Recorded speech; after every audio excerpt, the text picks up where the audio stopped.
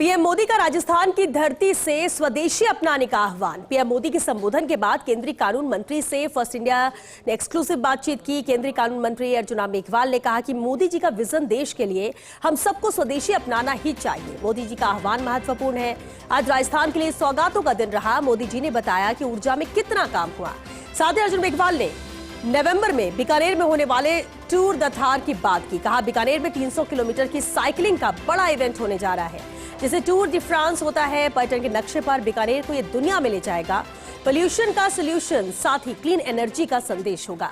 केंद्रीय मंत्री अर्जुन राम मेघवाल से बात की रेजिडेंट एडिटर लक्ष्मण राघव ने।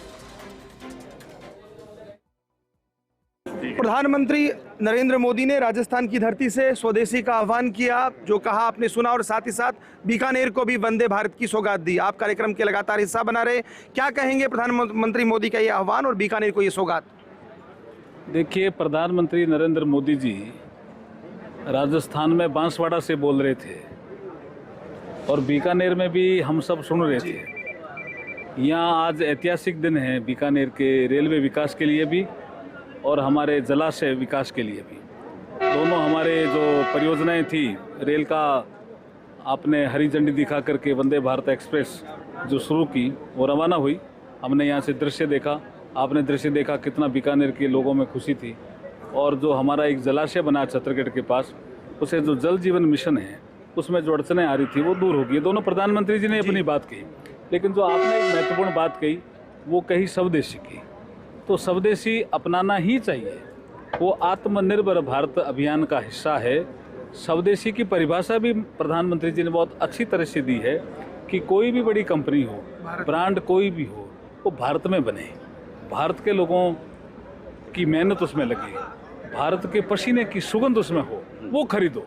ये किया। आज हम खरीदने ही जा रहे हैं। क्या खरीदने वाले हैं आप? देशनोक में। तो एक बात और, क्या इस बयान को इस तरह से देखा जाए कि जो वैश्विक और विदेश नीति में परिवर्तन आया है, उसके बाद प्रधानमंत्री मोदी अपनी देश की जनता को एक अलग दिशा में ले जाने की कोशिश कर रहे हैं? तो भारत को आत्मनिर्भर भारत बना रहे हैं, जिससे भारत जो है वो आर्थिक क्षेत्र में तेजी से प्रगति करे। एक चीज और, एक बड़ा इवेंट करने जा रहे हैं नवंबर में, जिसको लेकर कल दिल्ली में आपने मनसुख मांडविया के साथ कार्यक्रम किया। लोगों में भी उत्साह है।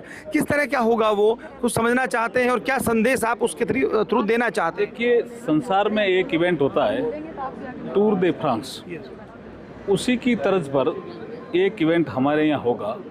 नौरंगदेसर से ओशियां तक 300 किलोमीटर तक जो साइकिलिस्ट हैं, दुनिया के साइकिलिस्ट, वो रजिस्ट्रेशन कराना उन्होंने शुरू कर दिया है।